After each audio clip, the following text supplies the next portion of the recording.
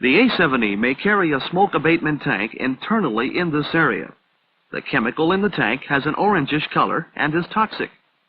But as with other aircraft, smoke abatement chemicals are rarely carried today, even in combat areas.